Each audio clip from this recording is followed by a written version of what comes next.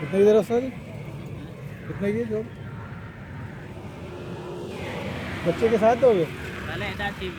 हाँ। कितने पैसे? कितने की बेच रहे कैसे वो बताएंगे। हो? अच्छा अच्छा। हाँ ठीक है। तो टनोर खान की मंडी है ये।